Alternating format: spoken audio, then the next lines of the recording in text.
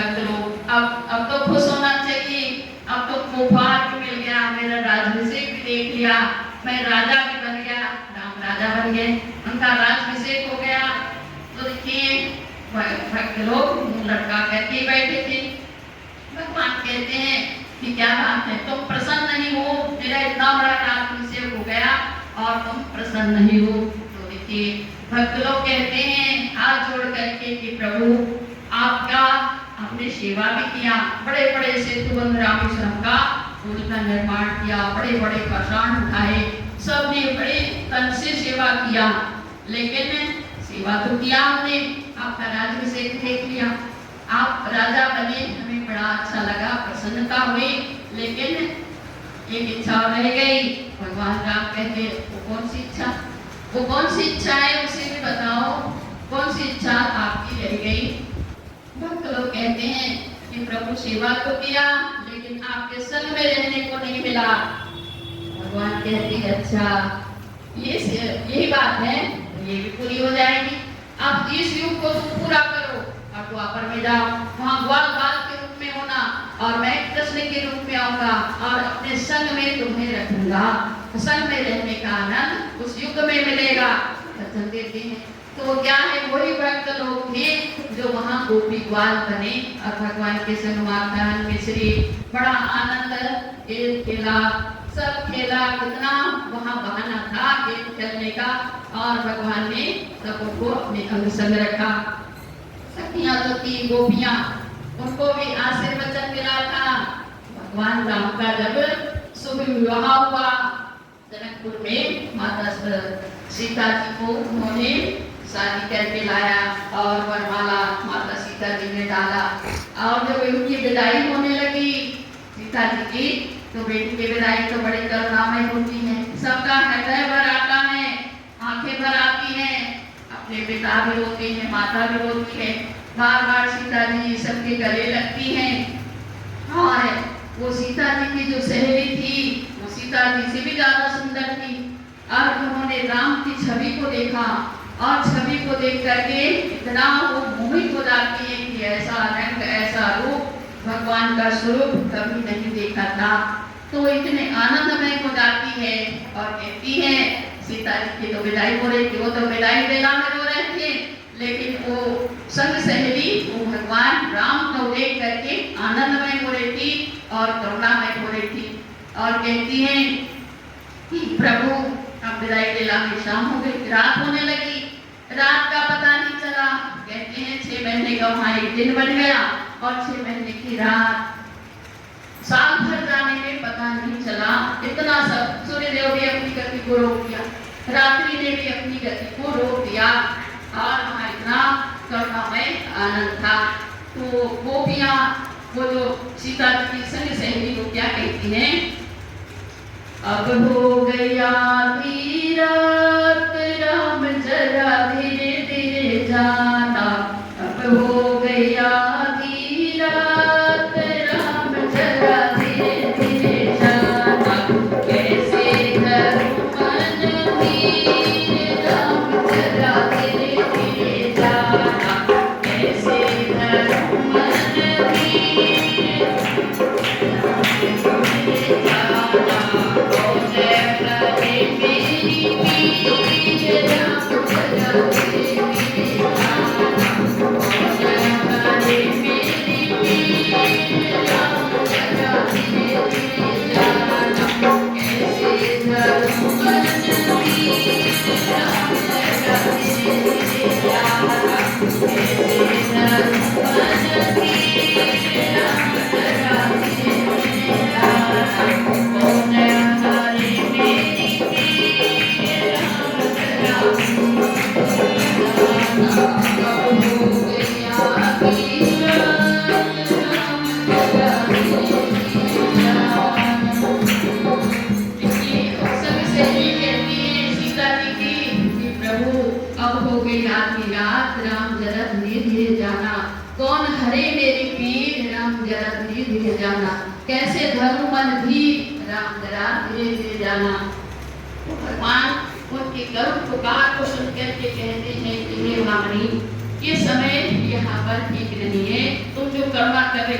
और वो कहती है कि प्रभु हमने आपको पति भी माना, परमेश्वर भी माना और सब हमारे सर्वस्व आप है। आज के बाद हम अन्य पुरुष को नहीं देखेंगे, आप हमारे इष्ट है, आराध्य देव है, आप पति परमेश्वर सब कुछ आप है, आपके सिवा हम और किसी को नहीं देखेंगे। तो देखिए भगवान कहते हैं कि ये समय को पूरा होने दो, ये समय इसका है, विदाई लीला की घड़ी है और तुम इस युग को पूरा करके द्वापर में जाओ और वहां मैं कृष्ण के रूप में आऊंगा और उनको मैं अपने संग रखूंगा। अपने संग में रास मंडल किया भगवान ने, रास मंडल ही नहीं महारास किया। उस महारास में भगवान शंकर जी भी आते हैं, माता गौरा जी भी आती है और उस महारास का आनंद बीच गोपी बीच शाम खेल रहे राधे श्याम। वहां भी रात और दिन का पता नहीं चला। वहां भी 6 महीने का एक दिन बना, 6 महीने की एक रात बनी। तो देखिए भक्तों ने ये भक्ति भगवान का दर्शन परसन और ये मांगा। फिर द्वापर युग में भगवान ने सबको आनंद दिया, किसी को माखन, किसी को मिश्री के, किसी को अपने संग अंग संग रखने का सब कुछ लुटाया। और फिर भगवान का समय पूरा हुआ तो भक्त लोग फिर मुंह लटका के बैठ गए, कहते कि अब क्या हुआ, अब कौन सी इच्छा, कहते और एक इच्छा अधूरी रहेगी, प्रभु एक इच्छा और अधूरी रहेगी। भगवान कहते हैं अब कौन सी इच्छा अधूरी रहेगी। भक्त लोग कहते हैं कि प्रभु आपकी सेवा भी किया, आपके संग में रहने को भी मिला, लेकिन आपका सत्संग नहीं मिला। तो भगवान कहते हैं कि सब कलयुग में चलो, सब कलयुग में जाओ और सब मेरे भक्त बनना और मैं गुरु के रूप में आकर के सबको सत्संग सुनाऊंगा। तो आज देखिए कलिकाल के अंदर महाराज की अदालत में सब बैठ करके सत्संग सुनते हैं और इतने लज्जित होकर के सुनते हैं कि बच्चा भी नहीं होता, एक सोई गिरने की आवाज नहीं आती। इतने गुरु महाराज जी का दर्शन में लज्जित होकर के बड़े प्रसन्न मन से तो ये वर मांगा, ये वचन मांगा एक भक्तों का, एक उनकी इच्छा है, उन्होंने ऐसा वर मांगा। तो हमें भी गुरु महाराज जी से भक्ति मुक्ति मांगना चाहिए और इस समय पूरा होने के बाद उनके चरणों में हमें प्रेम मिले, उनके चरणों में स्थान मिले, यही मांगना चाहिए। दुनिया की दौलत क्या मांगे, बिन मांगे देता है, ऐसा दाता है। तो बड़ा ही अच्छा समय भक्तों के लिए है और ये समय बार बार नहीं आएगा। समय तो रहेगा लेकिन हम नहीं रहेंगे, हम हमारा जीवन कहाँ टूटेगा, कब छूटेगा, कहाँ रहेंगे, कैसे रहेंगे। तो ये समय का लाभ हमें उठाना चाहिए। श्री गुरु महाराज के चरणों में यही प्रेम रखें, यही भक्ति मांगे और यही उनका दर्शन दर्शन जहाँ भी समय मिलता है उनके दर्शन से वंचित न रहे, उनके सत्संग से वंचित न रहे, क्योंकि भक्तों को वरदान मिला है और उस सत्संग में कहीं भी पहुँच जाते, ऐसे पहुँच जाते हैं कि कितनी भी मुसीबत आए, आपत्ति आए, घर में पैसा भी नहीं है तो भी चले जाते हैं। एक भक्त था, पैसा नहीं घर में, नया उपदेशी था और जाने की गुरु महाराज जी के दर्शन की बड़ी तीव्र इच्छा थी। इतना मन प्रसन्न था, गया और जा करके ट्रेन आई, खचाखच भरी हुई ट्रेन थी और सब गुरु महाराज जी के दर्शन के लिए श्री प्रेम नगर हरिद्वार के लिए जा रहे थे। अब उसके बाद घर वाले ने भी कहता कि तुमको तो कोई समय नहीं, खेती में काम पड़ा, घर में काम पड़ा और तुम चले सत्संग में, अब पैसा वैसा नहीं, जाना होगा ऐसे जाओ। घर में भी डांट मिल गई, पैसा भी नहीं। अब बैठ गया गुरु महाराज जी, आप जो भी करोगे आप ही है, अब मैं नहीं चाहता, मुझे तो आपके चरणों से आपका दर्शन का मुझे लगने लगा, आप जानो। तो देखिए गया स्टेशन पे और जा करके ट्रेन आई, बैठ गया। अब मन तो गुरु महाराज जी के चरणों में कैसा बैठा कहे कुछ पता नहीं। और फिर थोड़ी देर में बैठा, टीटी आया, टीटी आ करके कहता है, मुंह लटका दिया, नीचे बैठा, नीचे देख रहा था कि अब आया है नजर क्या गुरु महाराज जी आप संभालिए। उसका पूरा मन गुरु महाराज जी के चरणों में था। आया टीटी आया और कहता है कि भाई टिकट बताओ, टिकट बताओ, टिकट लेके बैठे ना, बताओ टिकट साइन करना। तो अब गुरु महाराज जी के चरणों में प्रेम था और वहाँ किसी का कागज का टुकड़ा पड़ा, वो सड़ा गला ही था। अब उसने धीरे से उसको उठाया और उठा करके यहाँ तक लाया, दीदी ने फट से खींचा और साइन मार। कहते टिकट है, तुम नीचे क्यों देख रहे, और साइन मार के चला गया सिग्नेचर। तो देखिए वो क्या है, वो गुरु महाराज जी, क्योंकि अगर मन उनके चरणों में है तो वो क्या से क्या नहीं बन जाता है। तो हमें गुरु महाराज जी से प्रेम रखना है। भक्त कहते हैं तुम्हें तुम माता का पिता, तुम्हें बंधु का सखा। ये प्रभु तुम माता भी हो, पिता भी हो, बंधु भी हो, सखा भी हो, मित्र भी हो और तुम सभी हो। तो सब कुछ अगर हमने इतने रिश्ते उनसे जोड़े हैं तो वो निभाएंगे नहीं।